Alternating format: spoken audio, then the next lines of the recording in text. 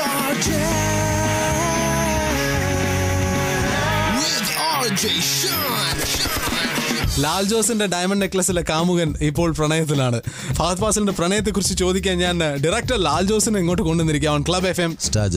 ഫഹദിന്റെ ഇന്റർവ്യൂവിൽ പറയുന്ന ഒരു വരി എന്നെ ഭയങ്കരമായിട്ട് സ്ട്രൈക്ക് ചെയ്തു. പ്രണയമുണ്ട്, പക്ഷെ ഇത് എവിടം വരെ എത്തും എന്ന് എനിക്കറിയില്ല, ഇത് എവിടെ ചെന്ന് അവസാനിക്കുന്ന എനിക്ക് ഉറപ്പില്ല. അങ്ങനെയാണ് ഇന്നത്തെ യങ്സ്റ്റേഴ്സിന്റെ ലവ് തോന്നുന്നുണ്ടോ? എല്ലാ പ്രണയവും അങ്ങനെ തന്നെയാണ്. യങ്സ്റ്റേഴ്സിന്റേതല്ല, പഴയ ഓൾഡ് ജനറേഷന്റെ ഒക്കെ പ്രണയം അങ്ങനെ തന്നെ. ഇത് എവിടെ ചെന്ന് എത്തുന്ന അറിഞ്ഞിട്ടൊന്നുമല്ലല്ലോ ഒരാളോട് ഇഷ്ടം തോന്നുന്നത്. അത് അങ്ങനെ തോന്നുകയാണ്. പ്ലാൻഡ് ആയിട്ട് വരുമ്പോൾ അതിന് പിന്നെ പ്രണയം എന്ന് പറയാൻ പറ്റില്ല. പ്രണയം എന്ന് പറയുന്നത് ഒരാളോട് അറിയാണ്ട് വല്ലാത്തൊരു മൊമെന്റിൽ തോന്നുന്ന ഒരു കാര്യമാണ്. അത് എവിടെ എത്തുന്ന ആർക്കറിയാം. ലാൽ ജോസ് ലൈഫിൽ കണ്ടിട്ടുള്ള ഏറ്റവും നല്ലൊരു പ്രണയകഥ എന്താ? സിനിമയല്ല, റിയൽ ലൈഫിൽ. കുറെ കണ്ടിട്ടുണ്ട്, കുറെ പ്രണയങ്ങൾ കണ്ടിട്ടുണ്ട്. എന്റെ കോളേജിലെ പലരുടെയും പ്രണയത്തിന് ഞാൻ കൂട്ടുനിന്നിട്ടുണ്ട്. ഞാൻ ഹംസമായിട്ടുണ്ട്. പൃഥ്വിരാജിന്റെ ഒരു അസിസ്റ്റന്റ് ഉണ്ടായിരുന്നു, ഒരു ബോഡി ബിൽഡിംഗ് ഒക്കെ ട്രെയിൻ ചെയ്യുന്ന ഒരു വിനോദ്. ക്ലാസ്മേറ്റ്സിന്റെ സമയത്ത് എന്റെ സിനിമയിൽ അഭിനയിച്ച ഒരു പെൺകുട്ടിയും ഈ വിനോദും തമ്മിൽ പ്രണയത്തിൽ. അവർ രണ്ട് മതസ്ഥരായിരുന്നു. അവർ വിവാഹം കഴിച്ചവർക്ക് ഇപ്പൊ 2 കുട്ടികളുണ്ട്. ആൻഡ് ലാൽ ജോസ് ഏതൊക്കെ പ്രണയത്തിന് സിനിമയിൽ വന്ന് കൂട്ടുനിന്നിട്ടുണ്ട്? ദിലീപും മഞ്ജുവായിട്ടുള്ള പ്രണയത്തിന് തീർച്ചയായിട്ടും സപ്പോർട്ട് ഉണ്ടായിരുന്നു. നമ്മളതിന്റെ എല്ലാ ഘട്ടങ്ങളിലും കൂടെ ഉണ്ടായിരുന്നു. മഞ്ജുവിനെ കൂട്ടിക്കൊണ്ടുവരാൻ ദിലീപ് പോകുമ്പോൾ കൂടെ ഉണ്ടായിരുന്നു ഞാനായിരുന്നു. അപ്പൊ ദിലീപിന്റെ അടുത്ത് എന്താ പറഞ്ഞോണ്ടിരുന്നത്? പേടിയായിരുന്നു അടി കിട്ടുമെന്ന്. ആ പരിസരത്തൊക്കെ തൊഴിലാളികളുടെ ക്യാമ്പൊക്കെ ഉള്ള സ്ഥലമാണ്. അവരുടെ ഷെഡുകളും ഓഫീസൊക്കെ ഉള്ള സ്ഥലമാണ്. ഇടി കിട്ടുമെന്ന് പേടിയുണ്ടായിരുന്നു. ഒരു പെണ്ണിനെ വിളിച്ചിറക്കാൻ പോകുമ്പോൾ ഒരു നടനാണെങ്കിൽ കൂടിയും പിന്നെ സിനിമ ഡ്രാമാറ്റിക് ആയിരുന്നു. എന്തായിരുന്നു? അല്ല, നടനാണെങ്കിലും സംവിധായകനാണെങ്കിലും സാധാരണക്കാരനാണെങ്കിലും ഇത്തരം ഇഷ്യൂസിൽ ഇടിക്കൊരു മയം ഉണ്ടാവില്ല. വേണ്ടി വന്നാൽ ഫഹദിന് വേണ്ടിയും ഞാൻ പെണ്ണ് ചോദിക്കാൻ പോകും. ശരിയോ? അവൻ ആരെയാണ് പ്രേമിക്കണമെന്ന് എനിക്കറിയില്ല. ആ പ്രേമിക്കുന്ന ആള് പോയി വിളിക്കാവുന്ന ആളാണെന്ന് എനിക്കും കൂടി തോന്നിയാൽ ഞാൻ കൂടെ പോകും. ഷുവറാണ്. തല്ല് കിട്ടിയാലും പോകും. വേണ്ടി വന്ന ഫഹദ് ഫാസിലിന് വേണ്ടി പെണ്ണ് ചോദിക്കും, അടി ഉണ്ടാക്കും, പെണ്ണിനെ ഇറക്കി കൊണ്ടുവരും, തല്ല് കിട്ടിയാൽ മേടിക്കുകയും ചെയ്യും. That's director Lal Jose with us on Club FM Star Jam. Ton കണക്കിന് fun. You are and arrest എന്നുള്ള റൗണ്ടിലേക്ക് പോവാണ്. ലാൽ ജോസിനെ ഞാൻ അറസ്റ്റ് ചെയ്യാൻ പോവാണ്. Are you ready sir? Ready. Meera Jasmine ഈ ഇടയ്ക്ക് എവിടെയോ പറയണ്ടായി, സിനിമയ്ക്ക് അകത്തുള്ളവർ കട്ട് പറഞ്ഞതിന് ശേഷം അഭിനയിക്കുന്നു, അതാണ് ഞാൻ അനുഭവിക്കുന്ന ഏറ്റവും വലിയ വിഷമെന്ന്. Is it true? അങ്ങനെയുള്ള ആളുകൾ ഉണ്ടായിരിക്കാം. പക്ഷെ അങ്ങനെ അല്ലാത്ത ആളുകളെ കാണാൻ ആ കുട്ടിക്ക് ഭാഗ്യം ഉണ്ടായില്ല എന്ന് മാത്രമേ പറയാൻ പറ്റുള്ളൂ. അങ്ങനെ അല്ലാത്ത ആളുകളും ഉണ്ട്. അങ്ങനെ അല്ലാത്ത ആളുകളെ കണ്ടെത്തുക എന്നുള്ളതാണ് ഓരോ മനുഷ്യനും ചെയ്യേണ്ട കാര്യം. അത്തരം ആളുകളെ കണ്ടെത്താൻ ശ്രമിക്കണം. അത് ശ്രമിക്കാതെ അങ്ങനെയുള്ള ആളുകൾ നമ്മുടെ മുമ്പിൽ വരില്ല, റയറാണ്. അപ്പം അത്തരം ആളുകളെ കണ്ടെത്താൻ ശ്രമിക്കാതിരുന്നത് ആ കുട്ടിയുടെ കുറ്റമാണ്. കട്ടിന് ശേഷം അഭിനയിക്കുന്ന ആൾക്കാരെ സാർ കണ്ടിട്ടുണ്ടോ? Because being A director cut പറയുന്നത് അങ്ങാണല്ലോ. കട്ടിന് ശേഷം അഭിനയിക്കുന്ന ആൾക്കാരുണ്ട്, ജീവിതം മുഴുവൻ അഭിനയിച്ചുകൊണ്ടിരിക്കുന്ന ആൾക്കാരുണ്ട്. അങ്ങനെ പലതരത്തിലുണ്ടല്ലോ ആൾക്കാർ. നമ്മളതിൽ നിന്ന് ആരുമായിട്ട് മിങ്കിൾ ചെയ്യണം, ആരെ ചൂസ് ചെയ്യണം എന്നുള്ളത് നമ്മളല്ല തീരുമാനിക്കേണ്ടത്. അപ്പോൾ അങ്ങനെയുള്ള ആൾക്കാരെ കാണുമ്പോൾ എന്താണ് ലാൽ ജോസ് ചെയ്യാറ്? അവർ അഭിനയിക്കുന്നത് എനിക്ക് മനസ്സിലാവുന്നില്ല എന്ന് അഭിനയിക്കും. Intelligent answer. കട്ടിൽ നിന്നും മറ്റൊരു കട്ടിലേക്ക്. 27 കട്ടോടുകൂടി ഒരു സിനിമ കഴിഞ്ഞ ദിവസം തിയേറ്ററിൽ ഇറങ്ങി. പാപ്പിലിയോ ബുദ്ധ എന്നാണ് ആ സിനിമയുടെ പേര്. സെൻസർ ബോർഡ് 27 തവണ മുറിച്ചു ആ സിനിമയെന്നാണ് ഞാൻ വായിക്കേണ്ടായത്. അങ്ങനെ ആവണോ ഒരു സിനിമ റിലീസ് ആവേണ്ടത്? അല്ല, അത് മുറിച്ചത് എന്താണെന്ന് അറിയാതെ നമുക്ക് അതിനെക്കുറിച്ച് പറയാൻ പറ്റില്ല. ചിലപ്പോൾ ചില കാര്യങ്ങൾ എന്തുകൊണ്ടാണ് സെൻസർ ബോർഡ് ഉണ്ടാവുന്നത്? സെൻസർ ബോർഡ് ഉണ്ടാവുന്നത് തന്നെ ഈ സമൂഹത്തിന് തെറ്റായിട്ട് ബാധിക്കുന്ന, കലാപങ്ങൾക്ക് പ്രേരിപ്പിക്കുന്ന, കമ്മ്യൂണലായിട്ടുള്ള എന്തെങ്കിലും ഹാർമണിയെ തകർക്കുന്ന കാര്യങ്ങളുണ്ടെങ്കിൽ അത് കട്ട് ചെയ്തിട്ട് തന്നെ പ്രദർശിപ്പിക്കാൻ പറ്റുള്ളൂ. അങ്ങനെ കട്ടും ബീപ്പുമായിട്ടൊരു സിനിമ വരുമ്പോൾ കാശ് കൊടുത്ത് ആ സിനിമ കാണാൻ വേണ്ടി നമ്മൾ പോകണം? അല്ല, അത് തീരുമാനിക്കേണ്ടത് സിനിമയുടെ സംവിധായകനാണ്. സിനിമ ചെയ്യാൻ പോകുമ്പോൾ ആ നാട്ടിൽ നിലനിൽക്കുന്ന ചില നിയമങ്ങളും കാര്യങ്ങളും അനുസരിക്കാൻ ബാധ്യസ്ഥനാണ്. നിവൃത്തിയില്ല. അത് ഇറാനിൽ സിനിമയിൽ സ്ത്രീകൾ അഭിനയിക്കാൻ പാടില്ല എന്നൊരു കാലത്ത് വന്നു. മുതിർന്ന സ്ത്രീകൾ അഭിനയിക്കാൻ പറ്റില്ല.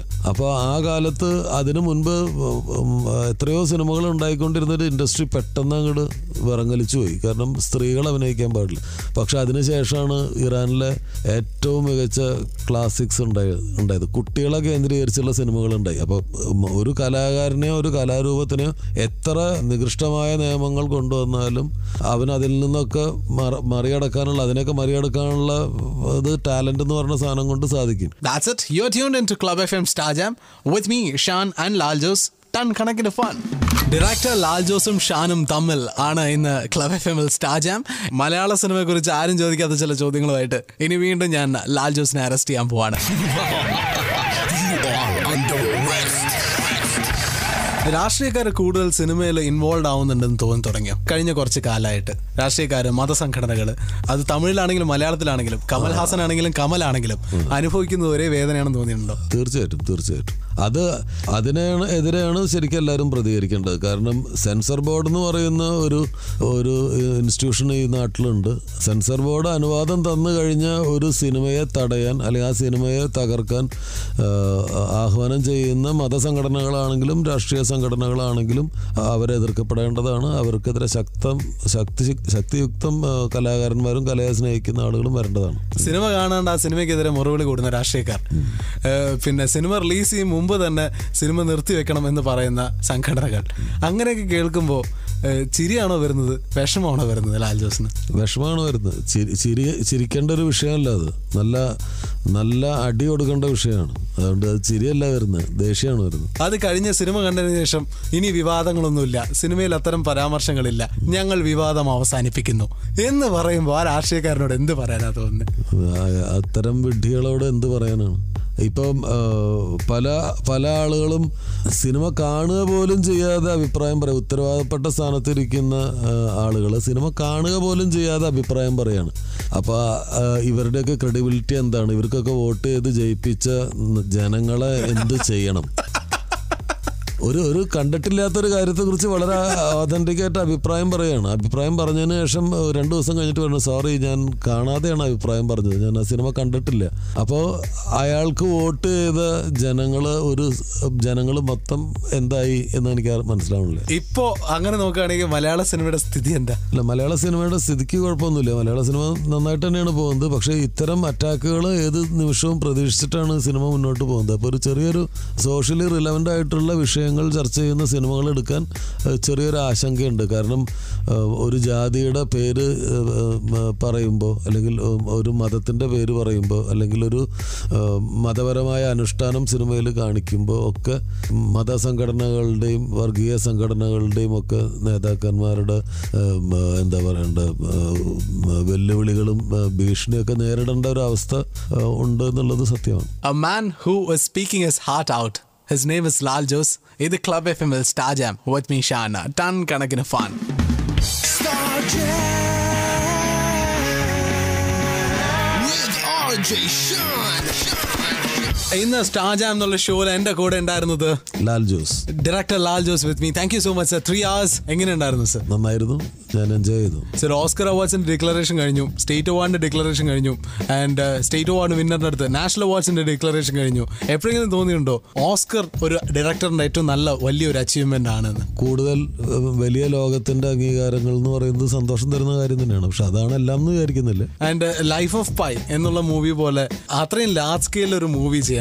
ഏതൊരു ഡയറക്ടറിനും അങ്ങനെ ഒരു ആഗ്രഹം ഉണ്ടാവും, 3 കോടിയിൽ നിന്ന് 300 കോടിയിലേക്ക് ഒന്ന് ചേക്കേറാൻ. അങ്ങനെ ഒരു ആഗ്രഹം ലാൽ ജോസിനുണ്ടോ? തീർച്ചയായിട്ടും ഉണ്ട്. ഒരു വലിയ ക്യാൻവാസിൽ വലിയ പെർഫെക്ഷനുള്ള മനോഹരമായിട്ടുള്ള ഒരു സിനിമ എന്ന് പറയുന്ന സ്വപ്നം തീർച്ചയായിട്ടും ഉണ്ട്. ഇപ്പൊ ഒരു 300 കോടി രൂപ മുടക്കി ഒരു സിനിമ എടുക്കാന്ന് പറഞ്ഞാൽ will you be ready? Yes, ഞാൻ അതിനനുസരിച്ചുള്ള കഥ കണ്ടെത്തും. അതോ മുട്ടൊന്ന് വിറയ്ക്കോ? അയ്യോ ഇത്രയും കാശിനുള്ള അല്ല, മുട്ടൊന്നും മറക്കില്ല. അത്രയും ഇൻവെസ്റ്റ് ചെയ്യാൻ ഒരാളുണ്ടെങ്കിൽ അതിനനുസരിച്ചുള്ളൊരു സിനിമ നമ്മൾ പ്ലാൻ ചെയ്യും, അതിനുവേണ്ടി പണിയെടുക്കുകയും ചെയ്യും. 300 കോടി രൂപയുടെ ഒരു സിനിമ പ്രൊഡ്യൂസ് ചെയ്യാൻ പ്രൊഡ്യൂസർ ലാൽ ജോസിനെ കൊണ്ട് എന്തെങ്കിലും ഒരിക്കലും കഴിയും തോന്നുന്നില്ല. പ്രൊഡ്യൂസ് ചെയ്യണമെന്നില്ല, ഡയറക്റ്റ് ചെയ്യാൻ ആഗ്രഹമുണ്ട്. വലിയ കമ്പനികൾ അങ്ങനെ എന്തെങ്കിലും അപ്രോച്ച് ചെയ്തിരുന്നെങ്കിൽ എന്ന് ആഗ്രഹിക്കുകയും ചെയ്യുന്നുണ്ട്. അങ്ങനെ ഒരു ഓഫർ വരികയാണെങ്കിൽ ചെയ്യേണ്ട ചില സിനിമകൾ മനസ്സിലുണ്ട്. എന്തെങ്കിലും തോന്നിയിട്ടുണ്ടോ സാർ? ഏതെങ്കിലും സിനിമ ഉണ്ട് ഇതുപോലൊരു സിനിമ ചെയ്ത് ചത്താ മതി എന്ന്? ക്ലാസിക്സ് കാണുമ്പോൾ എല്ലാം നമ്മുടെ മനസ്സിലുണ്ടാവുന്ന ചിന്ത അതല്ലേ. വലിയ മനോഹരമായ സിനിമകളെല്ലാം ലോറൻസ് ഓഫ് അറേബ്യ കാണുമ്പോൾ, ഗോൺ വിത്ത് ദ വിൻഡ് കാണുമ്പോൾ ഒക്കെ അയ്യോ ഇതുപോലൊരു സിനിമ ചെയ്തിട്ട് ചത്താ മതി എന്ന് തോന്നാറുണ്ട്. തീർച്ചയായിട്ടും എനിക്കൊരു ഒരു ചരിത്രവുമായി ബന്ധപ്പെട്ടിട്ടുള്ള ഒരു വാർ ഫിലിം ചെയ്യണമെന്ന് എനിക്ക് ആഗ്രഹമുണ്ട്. ഒരു പീരീഡ് വാർ ഫിലിം ചെയ്യണമെന്ന് ആഗ്രഹമുണ്ട്. ഉദാഹരണത്തിന് ഇപ്പോൾ ഇന്ത്യ ചൈന വാർ, അല്ലെങ്കിൽ ഇന്ത്യ പാകിസ്ഥാൻ വാർ, അല്ലെങ്കിൽ അതുപോലെയുള്ള ഒരു വാർ ബേസ് ചെയ്തിട്ടുള്ള ഒരു സിനിമ ചെയ്യണമെന്നാണ്. ഒരു വാർ ഫിലിം ആയതുകൊണ്ട് ഒരുപാട് ഭടന്മാരെ ആവശ്യമുണ്ടാവും. ഹോപ്പ്ഫുള്ളി എനിക്ക് തോക്ക് പിടിക്കാൻ ചാൻസ് കിട്ടുന്ന പ്രതീക്ഷയുടെ. തീർച്ചയായും. Thank you very much sir. ഇത് club FM star jam. Ton കണക്കിന് ഫൺ.